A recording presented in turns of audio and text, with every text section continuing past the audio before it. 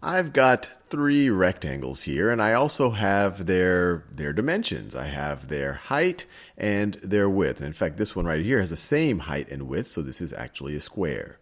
So let's think about how much space they each take up on my screen. And since we're doing everything in terms of meters, since all of the dimensions are in meters, I'm going to measure the area in terms of square meters.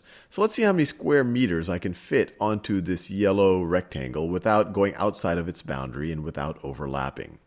So I can fit 1 square meter. Remember, a square meter is just a square where its length is 1 meter and its width is 1 meter. So that's 1 square meter, 2, 3, 4,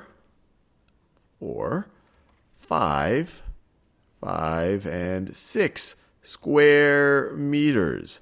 So we see here that the area is 6 square meters. Area is equal to 6 square meters. But something might be jumping out at you. Did I really have to sit and count 1, 2, 3, 4, 5, 6?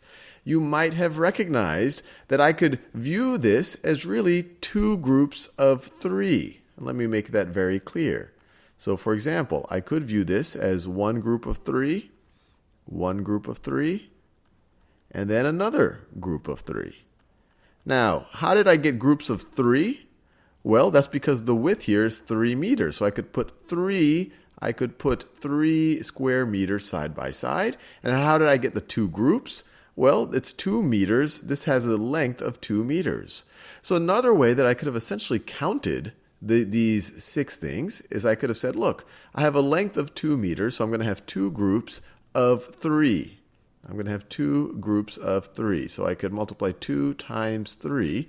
2 times 3, 2 times 2 of my groups of 3, and I would have gotten 6.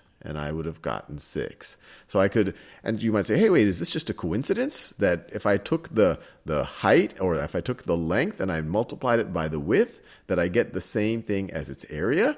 And no, it's not, because when you took the length, you essentially said, well, how many rows do I have? And then you say, when you multiply it by the width, you're saying, well, how many squares do I, or how many of these square meters can I fit into a row? So this is really a quick way of counting how many of these square meters you have. So you could say that 2 meters multiplied by 3 meters is equal to 6 square meters, is equal to 6 square meters. Now you might say, hey, I'm not sure if that always applies. Let's see if it applies to these other rectangles right over here. So based on what we just saw, let's take the length, 4 meters. Let's take the length, 4 meters, and multiply by the width, and multiply by 2 meters. 2 meters. Now 4 times 2 is 8. So this should give us 8 square meters. Let's see if this is actually the case. So 1, 2, 3, 4, 5, and you see it's going in the right direction. 5, 6, 7, and 8. So the area of this rectangle is indeed 8 square meters. And you could view this as 4 groups of 2. So you could literally view this as 4 groups of 2. That's where the 4 times 2 comes from. So you could view it as 4 groups of 2 like this. Or you could view it as 2 groups of 4. So 1 group of 4 right over here. So you could view this as 2 times 4. And then 2 groups of 4. I want to draw it a little bit cleaner. Now, you could probably figure out what the area of this rectangle is. Actually a square because it has the same length and the same width. We multiply the length, 3 meters, times the width, so times 3 meters, to get 3 times 3 is 9. 9 square meters. 9 square meters. And let's verify it again, just to feel really good about this multiplying the dimensions of these rectangles.